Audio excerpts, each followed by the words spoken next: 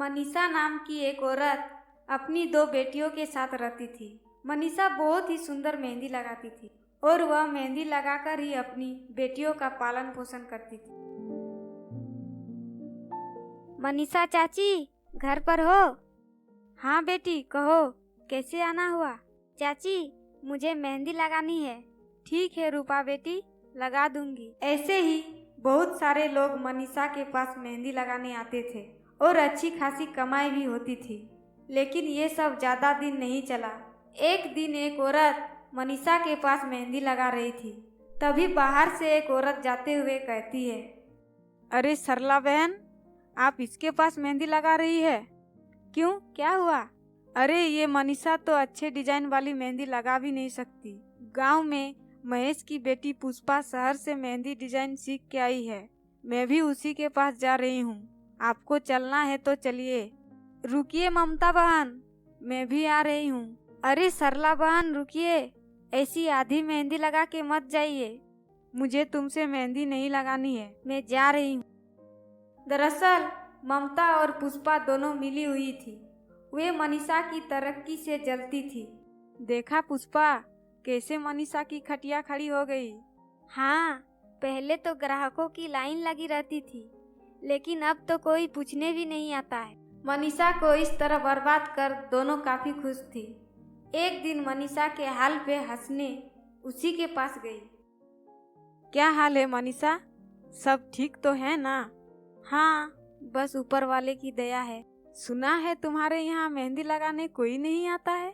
हाँ, सही सुने हैं, लेकिन पहले तो बहुत से ग्राहक आते थे। तो अब क्या हुआ?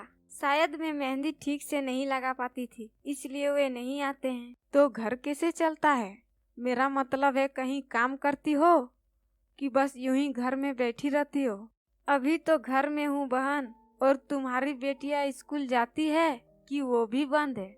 वे भी घर में ही रहती है। सच पूछो तो तुम्हारी हालत देख मुझे बहुत दुख हुआ। अगर काम करने की आवश्यकता पड़े तो आ जाना, हम तुम्हें काम पे रख लेंगे। इसके लिए आप दोनों का धन्यवाद। इसके बाद दोनों हंसते हुए चली जाती है। मनीषा भी जानती थी वे दोनों मगरमच्छ के आंसू बहाने आई थी। एक दिन एक परी बदसूरत बनकर ममता के पार्लर में जाती है। पुष्पा दीदी, मुझे भी मेहंदी लगानी है। तुम मेहंदी लगाकर क्या करोगी? ऐसे ही इतनी सुंदर दिख रही हो। ए दीदी, लगा दो ना मेहंदी। ए लड़की, हम लोग बदसूरत और गरीबों को मेहंदी नहीं लगाते। चलो जाओ यहाँ से। पर मेरे पास पैसे हैं, इसके लिए मैं पैसे दूंगी। बड़ी आई पैसे वाली और खूबसूरत चेहरा। मैं बदसूरत हूँ तो क्या मेहंदी नहीं लगा सकती? एक बार में तुम्हें समझ नहीं आती? जब पहले ही कह दिया है कि हम लोग बदसूरत लोगों को मेहंदी नहीं लगाते। बहुत हो गया, चलो जाओ यहाँ से। इस तरह परी को वे दोनों बाहर कर देती है। इसके बाद परी मनीषा के पास जाती है। चाची जी, मुझे मेहंदी लगानी है, क्या आप लगा दोगी? लगा तो देती बेटी, पर महीनों से ये काम बंद है, इसलिए मेरे पास मेहंदी नहीं है। मैं मेहंदी लेकर आई हूँ चाची। ठीक है, दो, मैं लगा देती हूँ। इसके बाद मनीषा परी को मेहंदी लगा देती है।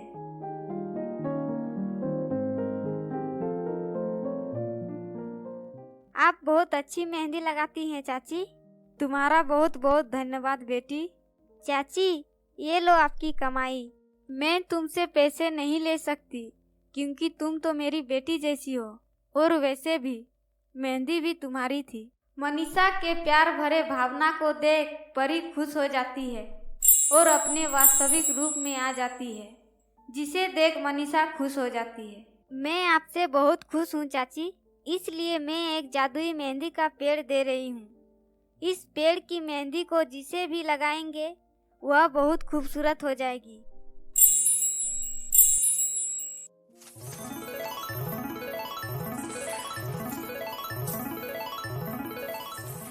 इसके बाद परी चली जाती है। जैसे जैसे लोगों तक इसकी जानकारी पहुंची, सभी आने लगे। अब फिर से लोगों की कतार लगने लगी।